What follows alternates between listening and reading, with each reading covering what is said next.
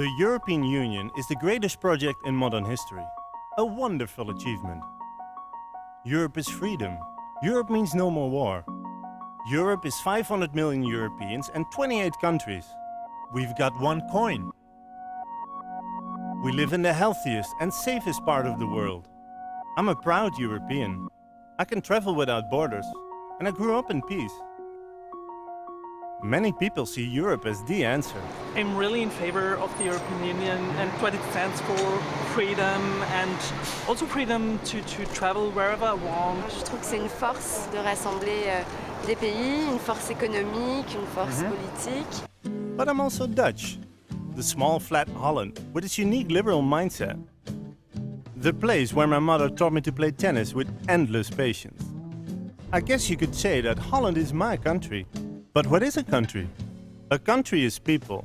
Very different mixed people that have something in common that is unique. We share a culture. It's our books. It's a common memory of matches won and people lost. Maybe you see me as a nationalist, but in fact there are many things I don't like about my country, be there the early dinner times, crappy music, the royal family or carnival. But I notice something's happening to my country. Europe's becoming more involved every day. It advises our mothers how to have a baby, how much energy we can spend, and the size of our strawberries. Some Dutch members of parliament are aware of that fact. Yeah. Some commentators and academics are aware of that fact, but most of us are not aware of that fact.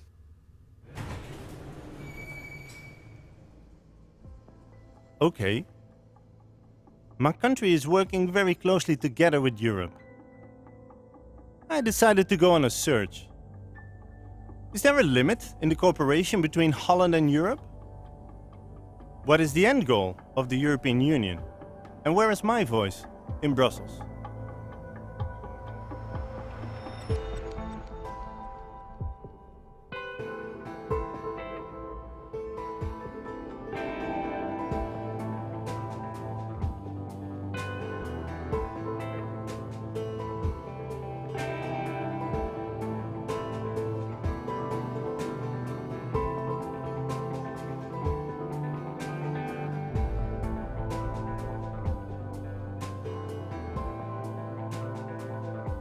I had a meeting with a member of the European Parliament who compared Holland to the European Union. Good morning.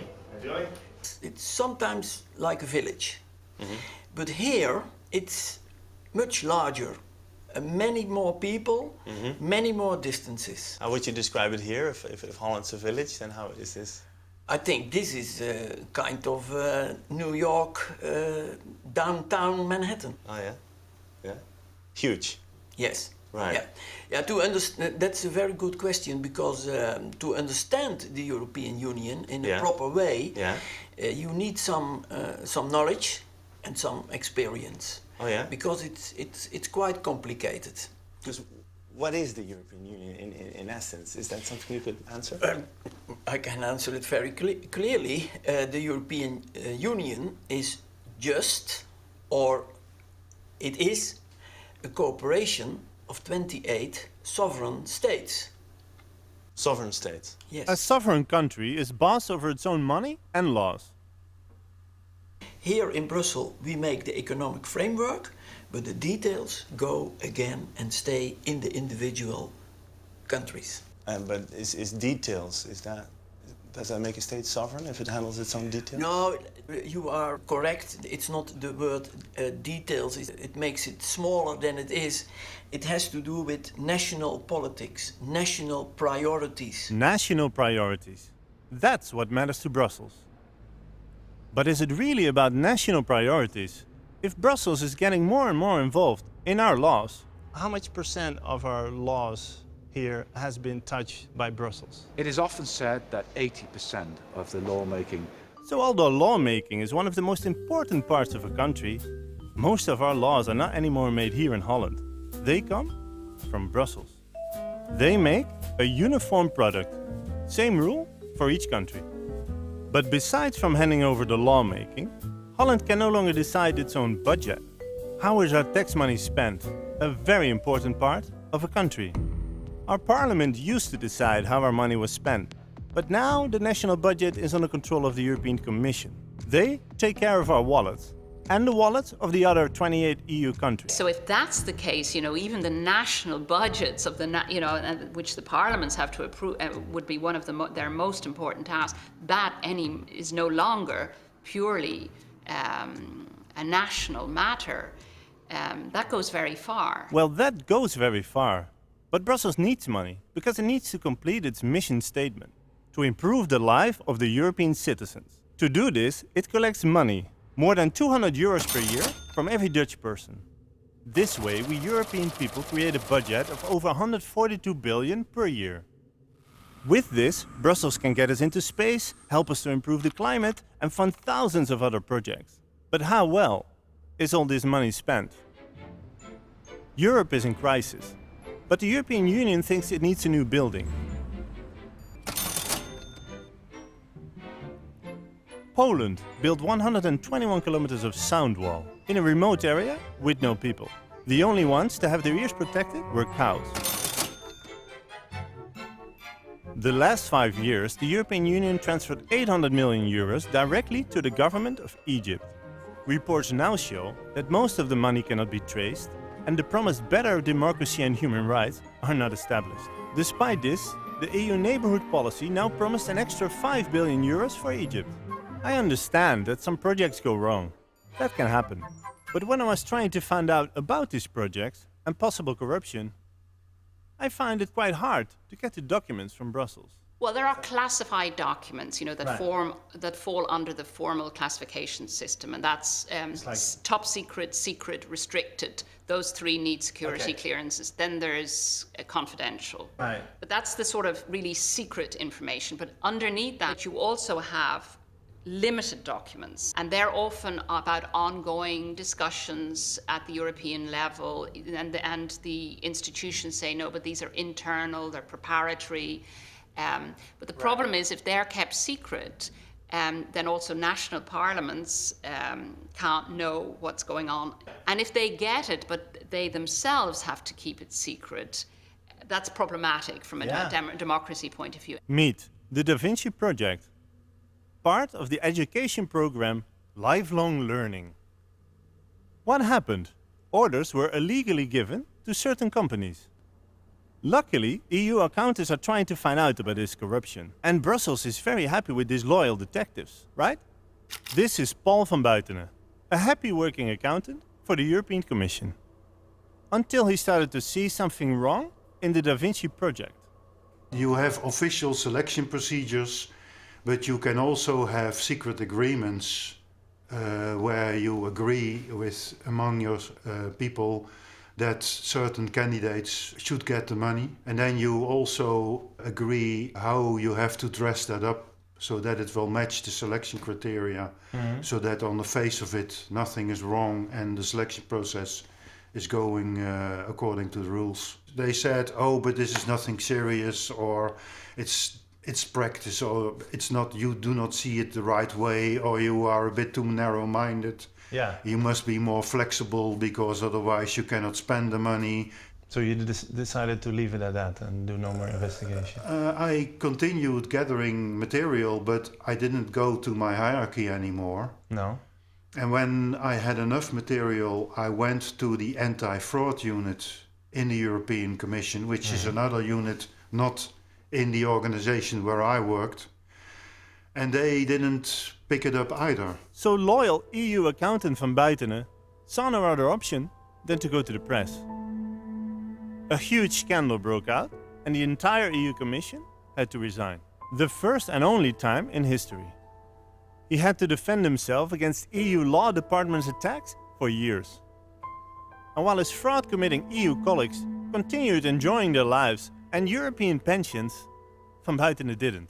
The impact on your personal life is so big. One by one, all your friends will drop out. You lost friends because of... Yeah, I've lost a lot of friends. Yeah? Yeah. Prosecuting whistleblowers. Operating in secrecy. Keeping documents away from us. The untransparency and secrecy of the European Union amazed me. Why does a great peace project need this? We all know the story. War. Need for peace. European Union. To understand the EU, I thought it a good idea to look at its founding. So I went on a search and found quite interesting things. Paris, 9 May 1950. After a normal workday, journalists had gone home. When suddenly, a call for a press conference from French Foreign Minister Schuman. A new plan. 6 countries, Holland, Belgium, France, Germany, Italy and Luxembourg, joined a common steel market. No big deal it seemed, just a few nations giving rights about a small subject to a new institution. The idea already at that stage was, by doing very specific things, originally coal and steel, it gradually expand into something much broader. And that's, of course, what did happen. The creation of coal and steel was a subtle attack on the European countries.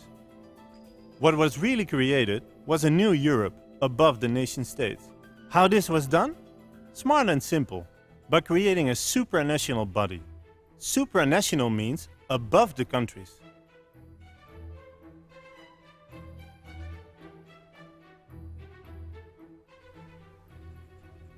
Already there you had the high authority, and that later became the Commission, and it was already a supranational institution. Right. So Supranational meaning not just belonging to the member states. Right. And really with power above the nations. I mean, I think that was the genesis of it all. You had all the seeds of the European Union, even as we had it today, were already there. But much more limited in terms of their reach. Right. I mean, it was Jean Monnet who really very clearly had that in mind. Yeah? Yeah. Jean Monnet. He was a French politician, but more, he was a lobbyist. His dream? Creating one big Europe. He didn't think that countries with elections and people involved was a good idea. After several failed attempts, he managed to get the big American corporations behind his idea. This powerful lobby bloc saw an easy to influence one European Commission, instead of 28 separate countries. 64 years ago, the plan to create one Europe. But how did we get to the point we are today? It is all done in steps, and this is of course a strategy, because if you've taken the first 2 or 3 steps, then the next step is a lot easier, because then the story is, well, we have to take the next step, because otherwise all the steps we have already taken will be in vain.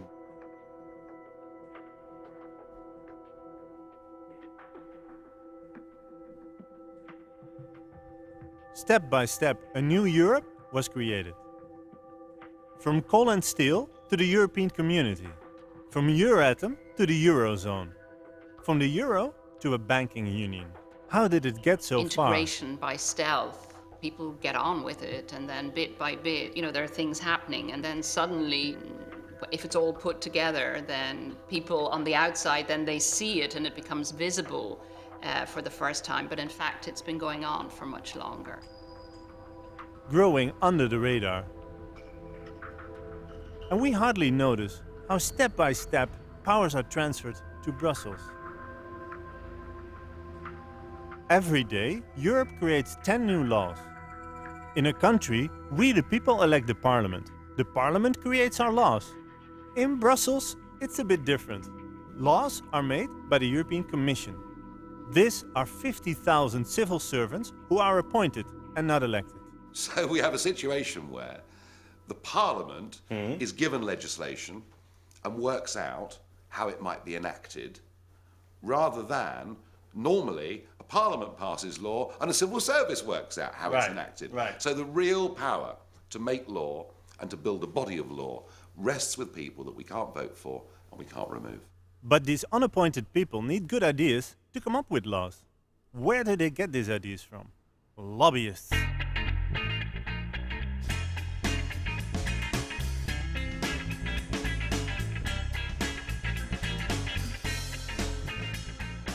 Ten years ago, The Hague was full of lobbyists. But they left. I wanted to find out how influential they are and how many lobbyists there are. I decided to meet up with an expert on lobbyists. Around here you have a mixture between lobby offices, trade associations and others. But you probably need some background first, so it's important to realise, why is Brussels this lobbying capital?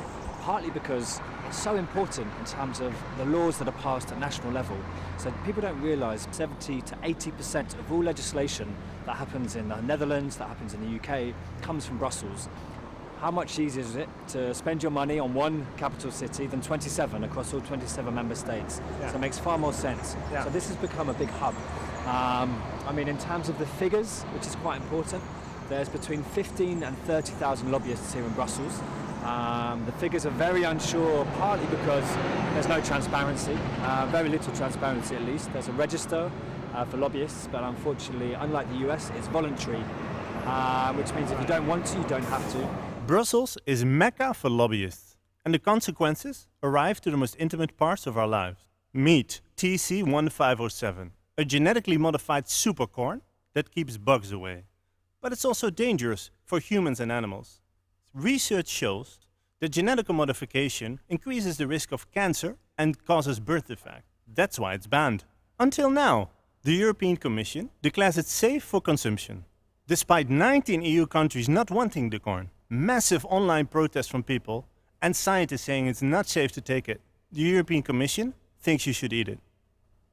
I wondered why the Commission allowed it, until I found out that 60% of the experts of the food group from the European Commission has direct business ties to the food industry. Enjoy your meal.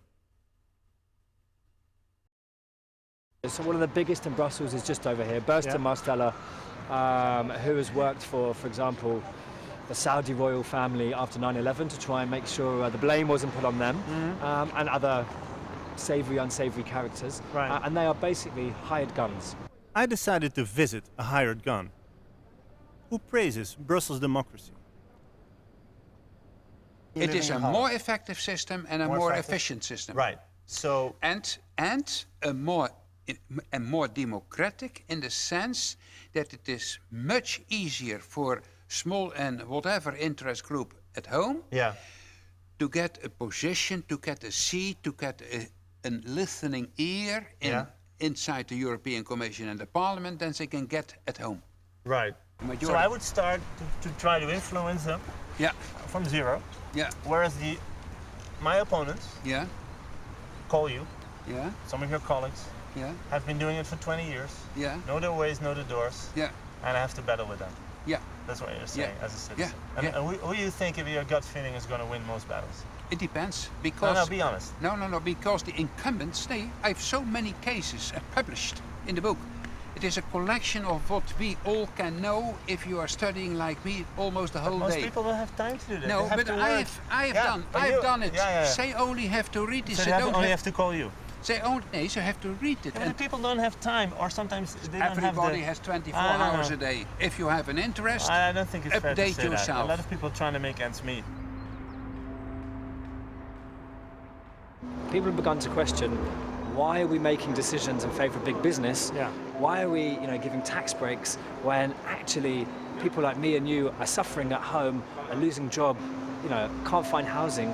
There's a complete mismatch between the interests of big business and the interests of normal people. I found it kind of ironic. Under the smoke of the European Union buildings lies one of the poorest neighborhoods in Europe. One of the densest populated areas, with almost 30% unemployment and mass illiteracy. For these people, the dream feels far away. In Belgium, the deepest divided country of the European continent, that spent a record 541 days without government. Here lies the headquarters of the unification dream. A dream with at its core the original idea to favor big corporations. This is my local community of Den Bosch in Holland.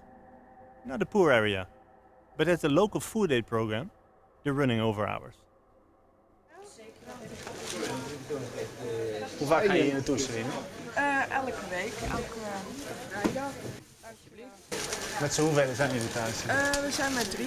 Mijn man en ik werden allebei tegelijk ontslagen. Tegelijk ontslagen? Ja, door de crisis moesten ze mensen eruit gooien. En toen was hij de pineut. Wordt het drukker hier?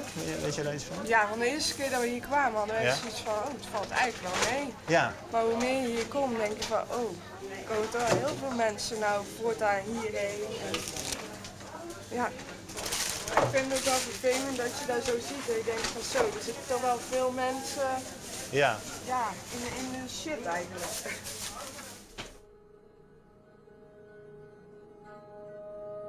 And while more and more European people are living under the poor line, the European Commission calls for a new industrial renaissance. It wants to make Europe even more business-friendly. This means corporations can lay off you and me more easy. I wondered, where is the humanity in all this? The EU is a decision-making machine. And it's more than that. It's also a monitoring machine where the decisions are being implemented. Why do you choose the word machine, if I may ask? Well, because that's what it does on a daily basis. It turns out policies, it implements policies, it monitors the implementation of them. I was surprised to learn that the EU is some kind of machine that grows step by step under the radar. I think that the European Union contribute to the union of different members of different countries and make a good work on the politically and economically development of all the countries of the European Union. But where are you and me in Europe? How can we influence Brussels' process? We can do this from the European Parliament. But do they really represent us? We have to be honest, we like our porn. About half of the time we spend online, we like to admire natural phenomena. But the EU thinks you should not. What happened? A member of the European Parliament tipped the European Commission, saying, let's ban porn in all media. So a report was made called, Let's ban porn in all media. Oh no, there is one thing you should know about Brussels. They don't always call the things exactly the way they are. So a report was made called Eliminating Gender Stereotypes. But deeply hidden it said, ban all forms of pornography in the media. This could include sexual communication between me and my girlfriend. It was a done deal until we got angry and sent thousands of mails to the members of parliament saying, I want to keep my porn. Are you nuts? But us influencing Brussels, that's not the idea. So some members of parliament went to the IT department. They added a spam filter to all our mails for the word porn. So our protests were never seen because of this trick. Social media exploded and the porn ban was not introduced. We saved our porn. When the European Parliament does have a good idea, it cannot make laws, it cannot appoint or elect the European Commission, it cannot inquire the European Commission, and many times it doesn't have access to secret documents. The Parliament is my place in Europe, but as we see, it doesn't always listen. It's kind of ironic, because we're the ones paying their salary. And not a bad one, I might add. I found a member of Parliament who agreed to be transparent about his salary. That's my paycheck. Let's see. Well, you can. This is basically what we get. That's, well, let's say 8,000. Like your salary, yeah. Yeah, that's the base salary. And we get our daily allowance. That's 300 euros. There was also like an extra of like 4,000 per month on expenses or something? Or is that... Yeah, and it's meant basically for not having an office. You can use it and you never have to explain where you spend it on. 766 members of parliament get more than 3 million euros per month for office expenses. But there's more. Traveling is also paid. You get paid for for how long you travel and for basically the distance between the two. Right. But if you go by car, then you're hitting the jackpot. Working for the European Parliament gets you a monthly salary of 18,600 euros. Not a bad income, especially if you take into account that most of them hardly pay income tax, because they live in Brussels. Next to getting a royal salary, they receive money for a secretary, 21,000 euros per month. The European Parliament is on constant travel between Belgium and France. All Parliament members and 47 trucks of files travel more than 400 kilometers. Parliament members receive another 650 euros in cash. But of course, in the back of a limo you need to look good. So in the end of the month, a free EU haircut awaits them. We have an enormous car park. And they are free to use. They're free to use, yes, Right. for us as members of parliament. There are drives available. Right. I decided to try it for myself. See if the drivers do drive you around. Shut up. But the driver doesn't want to take me. I have to go for the common people's option. It's called the European Parliament, heart of European democracy. But I'm not sure if I really feel represented by them. I guess I still feel more attached to my own country. I was wondering, maybe my national parliament can keep Brussels sharp. You know, developments in Brussels go at such a high speed that it's really difficult for national parliaments to really follow what is happening. The average MP sees Europe and European Union and development in European Union as something that we as a small country cannot stop, can hardly influence. A feeling that is unstoppable.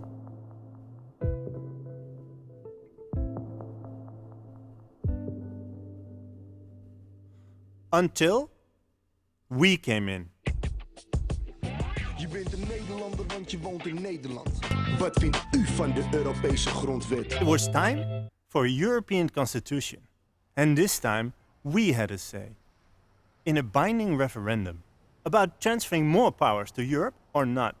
Government, corporations and the mainstream press all campaigned heavily for the constitution. And that paid off. Polls showed a clear yes. And the expectation was that the people of the Netherlands would support the idea of a European constitution.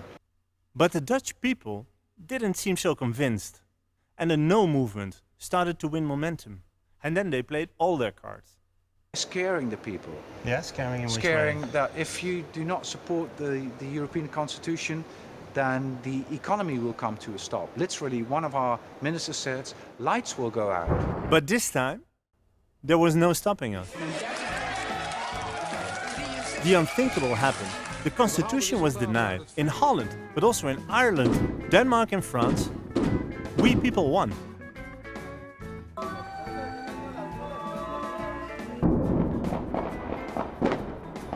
Or did we? Things looked very grim. The outlook was very grim. And these member states where the referendum had gone the wrong way for the European Constitution could not, of course, say, listen, too bad, but we're going to ratify it anyway. And then the Commission said, let's stop the process. We need to come up with something different. And yes, they came up with something completely different.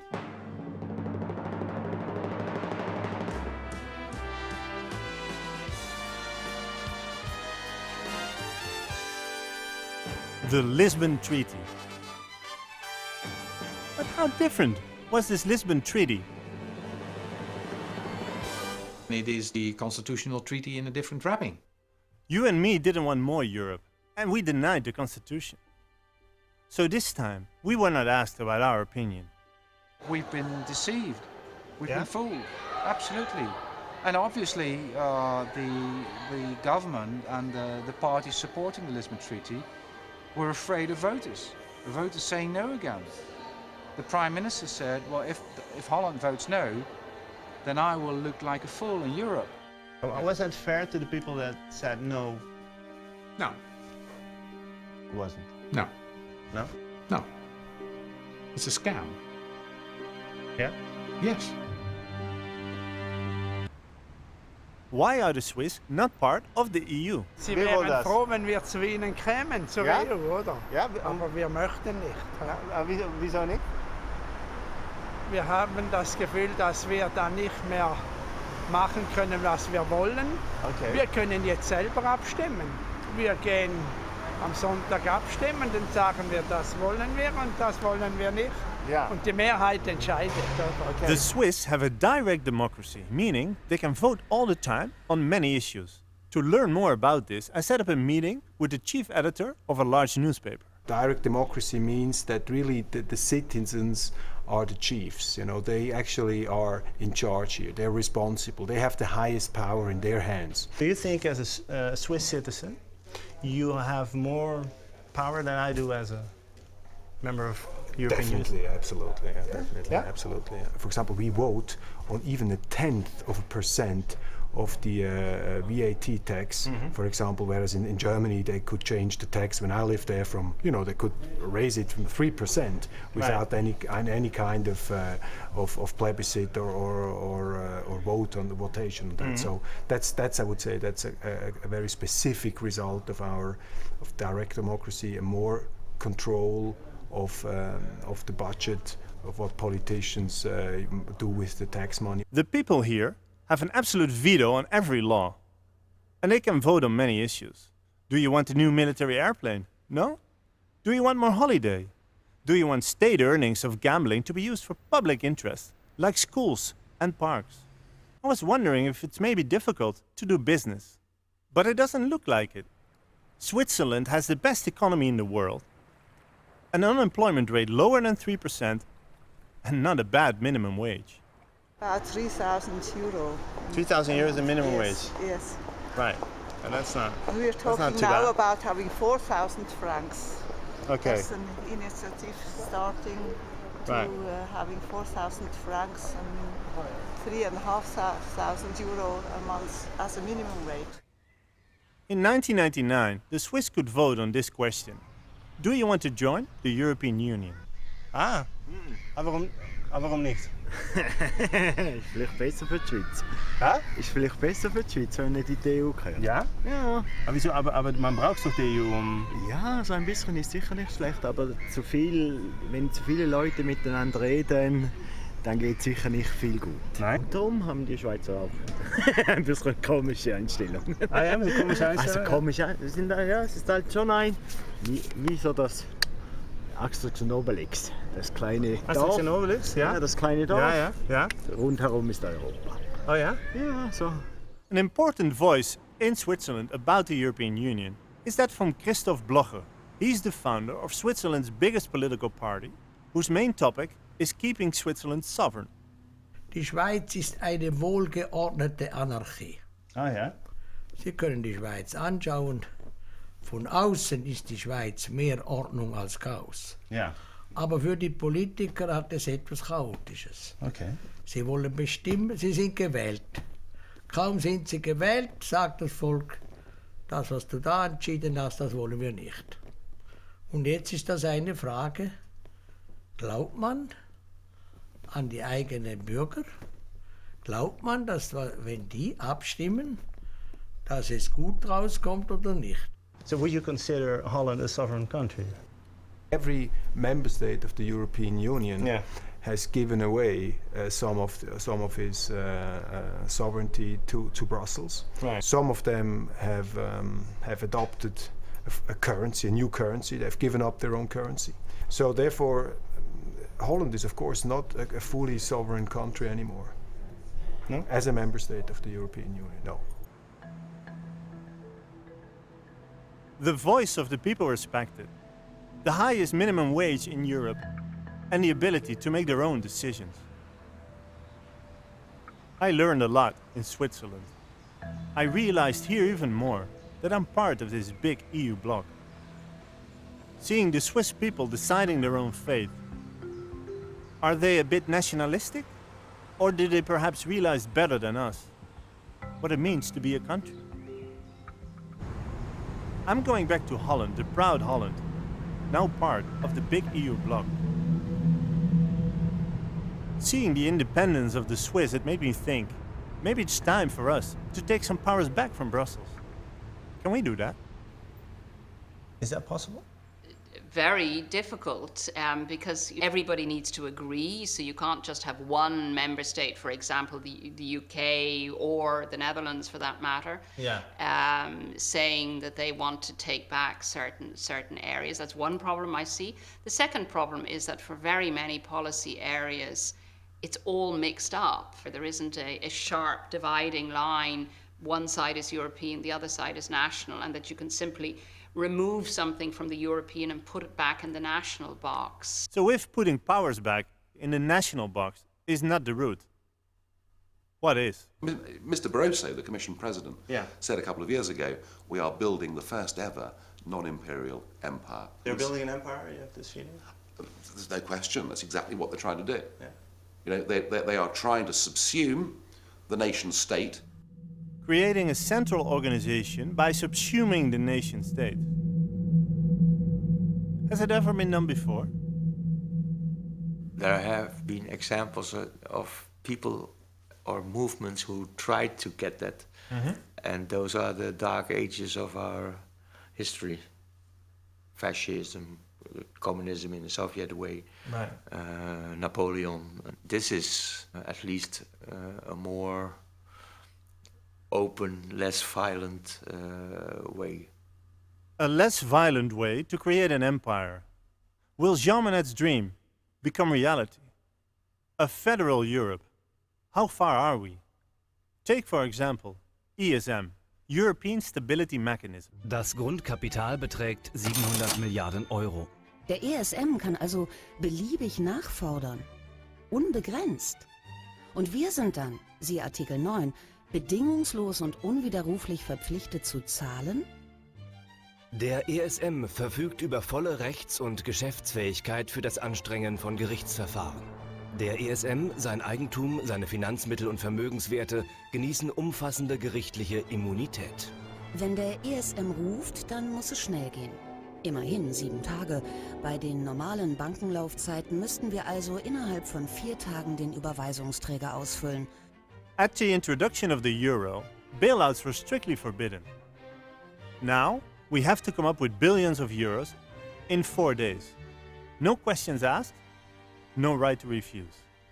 I really don't think that the average voter in this country is aware of the risks that are involved in the programs that are there to basically secure the euro. In Germany, 200 academics filed a lawsuit against the ESM because their claim, with the ESM, Germany would stop to be a democracy.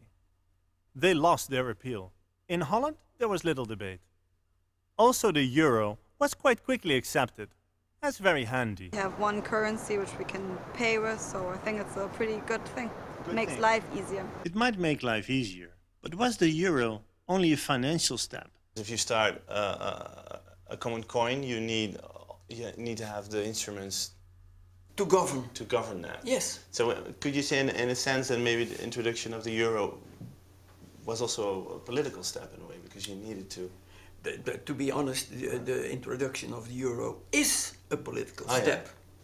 If you have a common currency, you need a common economic politics. In 2001, one of the creators of the euro, Romano Prodi, said, "I am sure the euro will oblige us to announce a new set of economic policy instruments.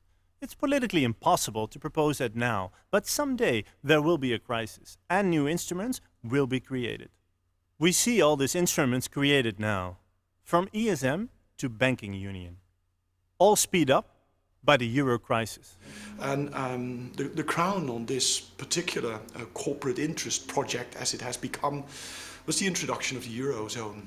The euro as a monetary instrument which allowed corporate interests by means of state actors to capture national political agendas and transform national political economies into basically neo-conservative or neoliberal kind of entities. You say the euro is a business coin.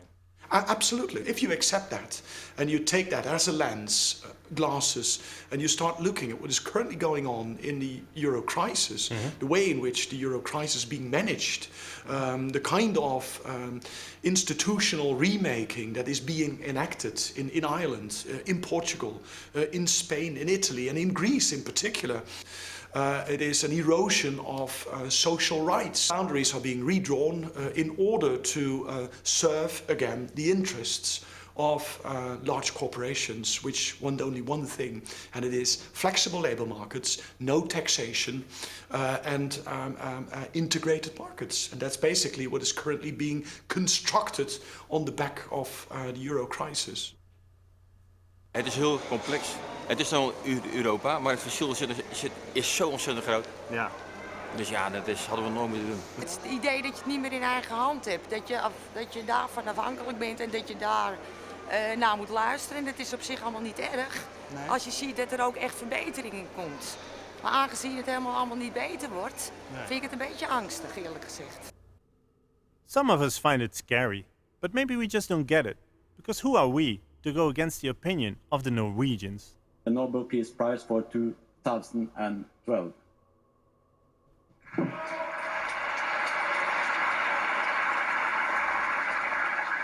Vi är tacknämliga och glada.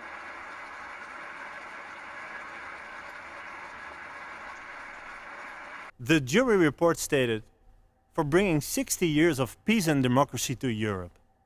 In the end, we decided to live together and may other continents follow.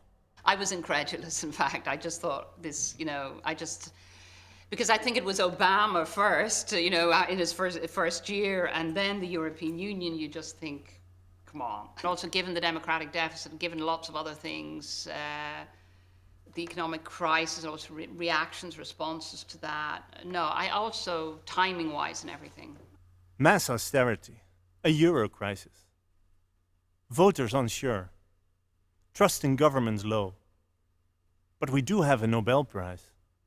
The European project, and especially the monetary union, is currently injuring Eurozone citizens. And now you're not only injuring them by austerity measures, you're also insulting them. I thought it was insulting to the European citizens to give the European elite this prestigious prize. The highest form of praise, a Nobel Peace Prize, a proof of greatness.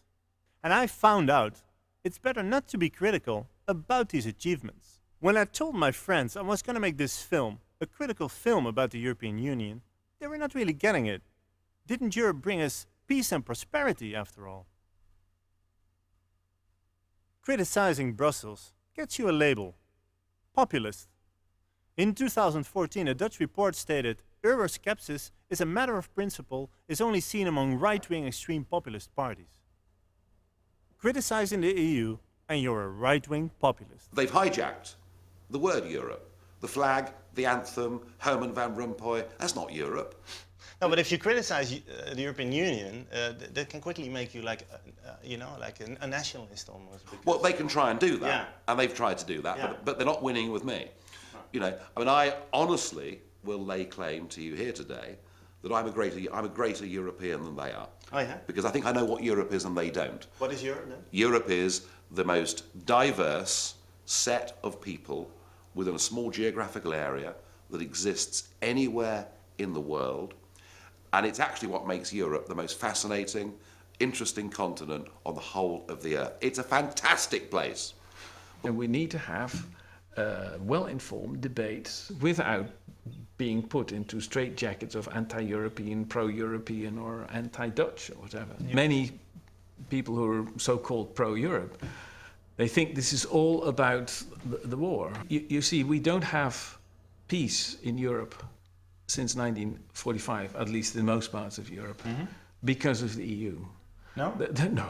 There are many other reasons. Look at the Cold War. That was one of the reasons why we had to stick together as a bloc and we had the US backing us. People bring in all kinds of ideologies and emotions in the debate, whereas it is our job as analysts or your job as journalists to scrutinize developments just as they are. The most important voice of EU journalism is the national news. They make the mind of the people. But when I watch the news, I hardly see any critical report. Why bring only positive EU news? Looking for the balance. Every single balance? The balance in reporting about Europe. Right. Many journalists, colleagues, think it's very attractive to report on, look, it's a waste of money. So what you're doing is that you're looking at what other people are bringing, news, and then you're reacting to that? No, I rather look at our own balance. Because you just said I'm looking at what other people are negative. I'm trying to balance. No. You're balancing for the kind of negative reporting in other areas from other people, and you want to... I don't want to put it like negative. I'm not positive about the European Union. I don't. It's my personal opinion. I'm very cynical about this whole parliament and this whole European Union. When did you do a report on the lobbying here, for instance? 15,000 lobbyists working in Brussels. I think I have not made a report on lobbying. No? Why not? I think it's normal part of daily life of doing politics. We're not supposed to criticize Brussels, so nobody really criticizes Andy Klum. You know, Andy Klum. Right? This is Andy Klum, Holland's most important unknown politician. His job? The ambassador of the EU at the national level. This embassy, the representation of the European Commission here in the Netherlands, in The Hague, reports back on a daily basis what is happening in Parliament, what is the opposition thinking, where is the government working on. Part of his staff is now regarded as a spy in the Netherlands on developments that are taking place. But don't only states have embassies? Or maybe it's a proper sign of where we are at this point.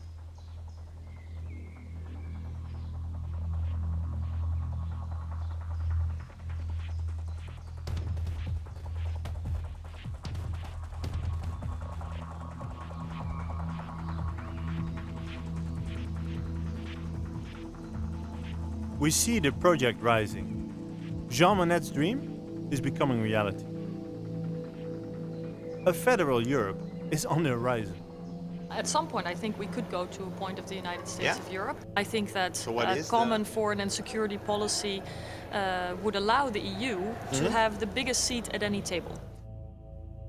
EU Vice President Reding now calls for a true political union to be put on the agenda. She says, I expect the United States of Europe before 2020. Her prestige project is a public prosecution office. This will of course serve above the national ones. It will be able to give direct orders to countries on which person to prosecute and how.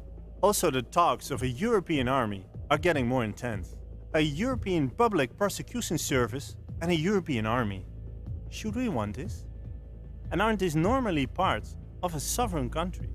We should never end up in a situation where the EU is eating up the member states. Are they eating up the member states right now? The way the current discussions about the future of the EU is developing, yes. Countries eaten up. How democratic is this? All the while you're members of the European Union, there is nothing the Dutch or British voter can do to change climate change legislation, employment legislation, all the things that we should vote on in general elections and debate in our countries have now ceased to be even discussed. Yeah. Because we've transferred the government of our countries here.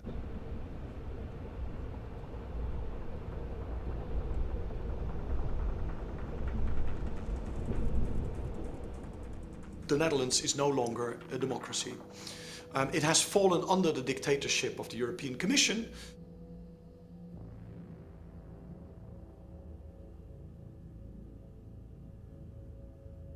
The European Union institutionally at the moment is, in my eyes, the opposite of a democracy. It's a democracy without people. So if you don't live in a democracy anymore, what do we live in then? A technocracy. It's a technocracy.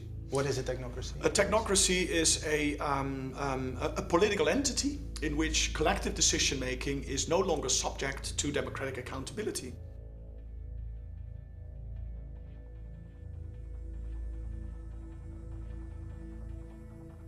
As good citizens, we vote. But why actually? If the people we choose are not the ones in power. And the ones in power don't need my voice or yours.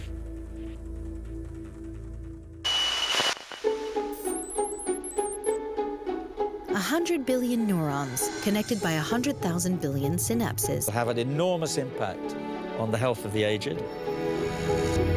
European researchers propose a radically new approach to study the human mind.